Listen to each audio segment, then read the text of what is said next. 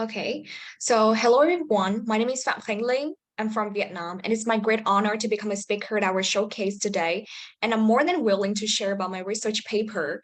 Well, I am always inspired by the story of Whitney Wolfe, who was forced to leave her company because she was a victim of sexual harassment. However, 2 years later, at the age of 25, she rose again and founded Bumble, a company valued at $14 billion.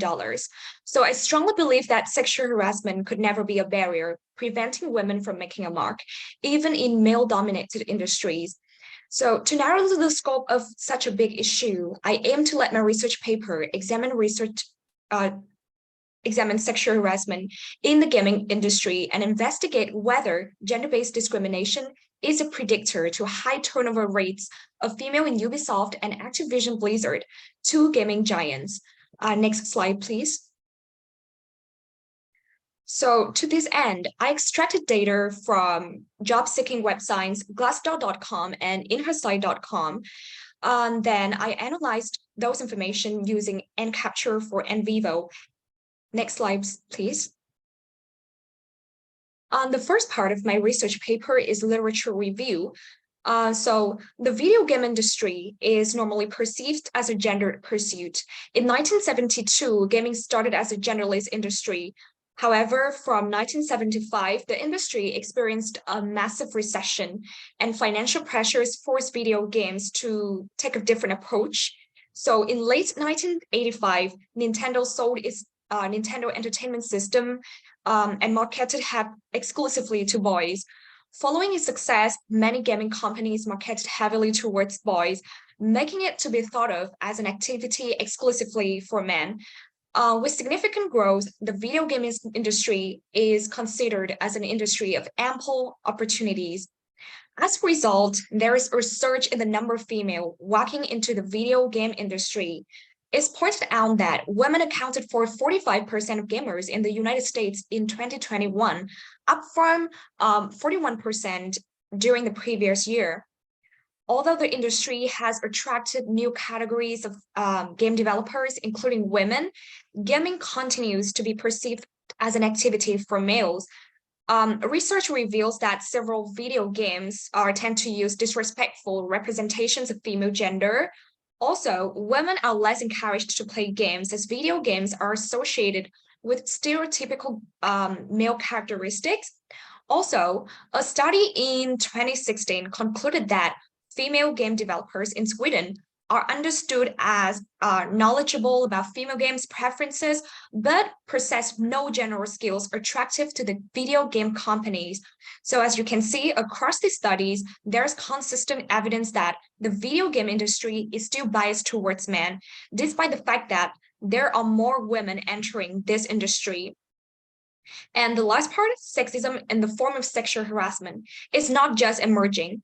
In 2017, Uber lost a number of senior executives, including a CEO, following allegations regarding a corporate culture that engendered sexual harassment and discrimination. And although inhuman workplace must affect the well-being of female adults and discourage women from entering such industries, there's little research on the levels of dissatisfaction that female game developers experience while working in digital gaming industry in general. No significant relationships between sexual harassment and job satisfaction are found, and that's propelled me to write this research paper. Next slide, please.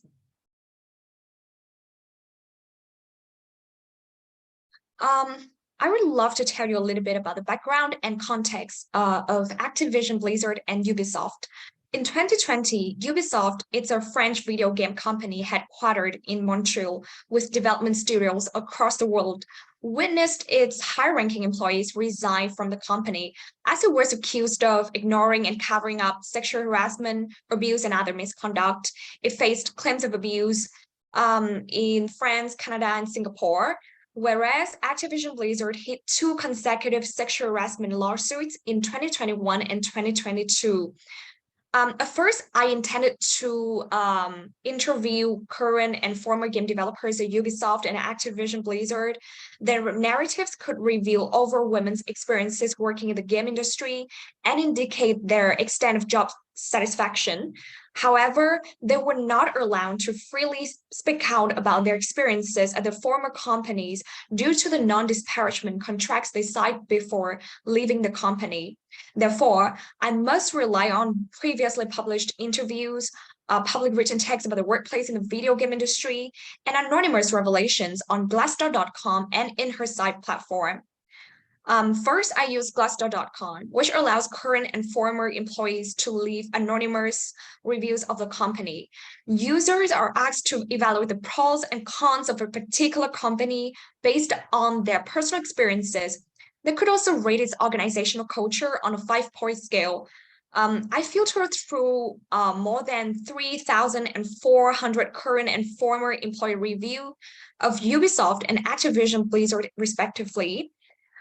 In order to better analyze such qualitative data, I deployed NVivo 11 for Windows, a useful tool to produce thematic analysis.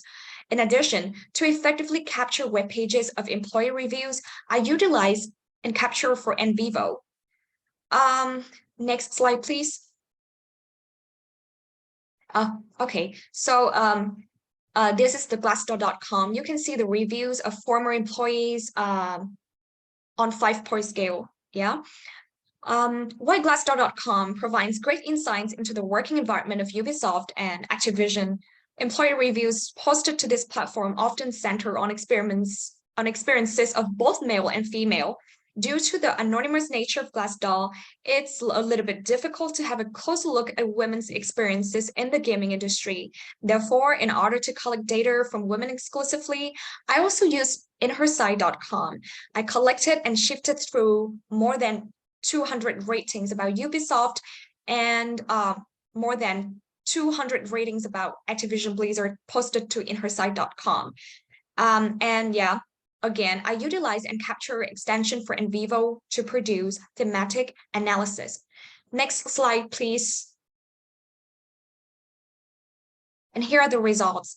The first one is thematic analysis.